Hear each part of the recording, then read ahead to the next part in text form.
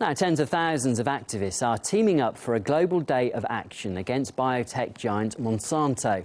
They claim the corporation has established a seed monopoly from the US to Asia, holding small farmers hostage to their product and forcing those who don't use it out of business.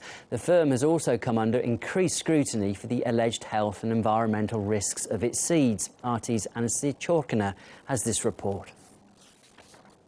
March Against Monsanto is a global grassroots movement which is going to organize these worldwide protests taking place throughout the weekend all over the world. We're talking about, they're saying that this is going to span over 6 continents in up to 50 countries with 400 global marches with as many as 200,000 participants in the United States alone. All of these people planning to flood out onto the streets throughout the world to speak out against this biotech giant accused of producing genetically engineered food and agriculture. We're definitely expecting to see plenty of Occupy Wall Street activists at the anti-Monsanto protests throughout the weekend because many of the issues that are going to be addressed are certainly similar. We're still talking about the 99% versus the 1%. We're talking about corporations having great influence on politicians, as well as wealth inequality that continues to remain in countries throughout the world, in the United States, but also when it comes to the situation with Monsanto, all of these issues continue to apply.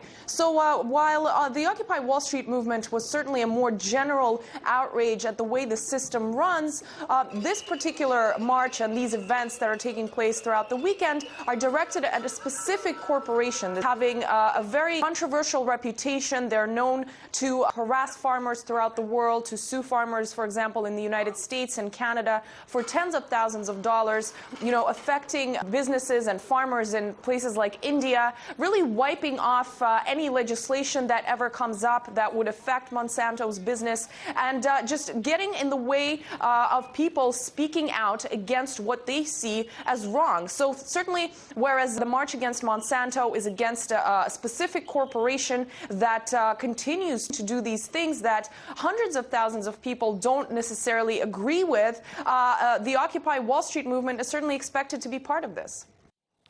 Well, Nick Burnaby, who's a social media director for March Against Monsanto, claims in some parts of the world the corporate giant's tactics are even leading farmers to suicide.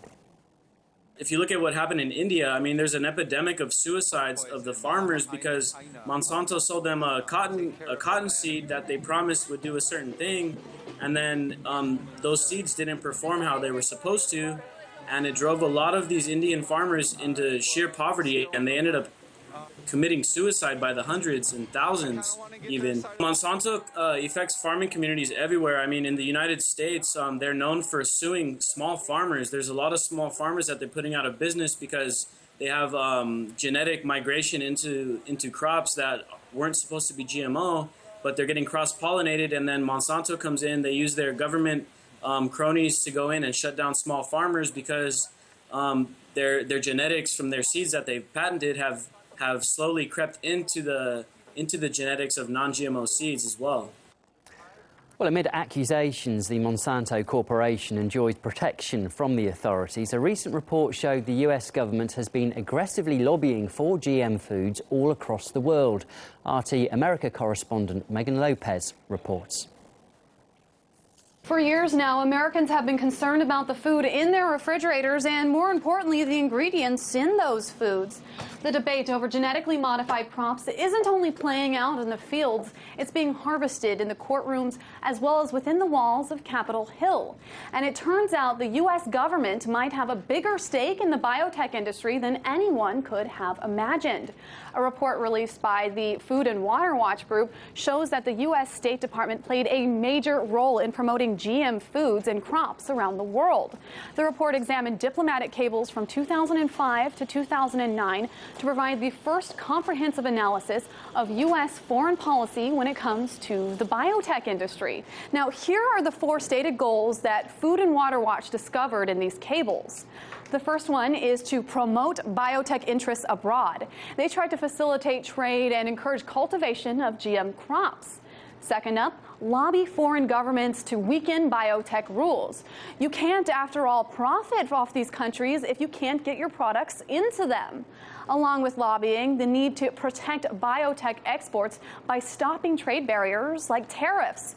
All this to promote and protect an estimated $25 billion industry in biotech crop exports, and in particular one company, Monsanto, which was the biggest biotech seed company in 2011. And finally, reach out to new markets by pressuring developing countries to adopt biotech crops.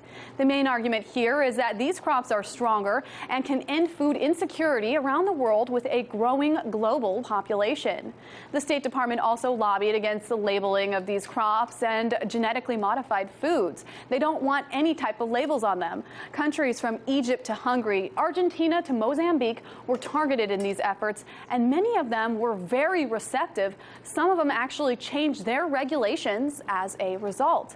Now, this lobbying started happening around the same time that Monsanto admitted to bribing Indonesian officials in an attempt to weaken environmental oversight of GE crops. Now, in the wake of these cable releases, it appears that Monsanto and other biotech firms don't need to bribe country officials anymore. They have the government to do that using taxpayer money nonetheless. It is the latest chapter in a dispute over your dinner plate. In Washington, Megan Lopez, RT. And stay with us throughout the day for live updates on the protests against Monsanto as a wave of anger over the biotech giant goes global.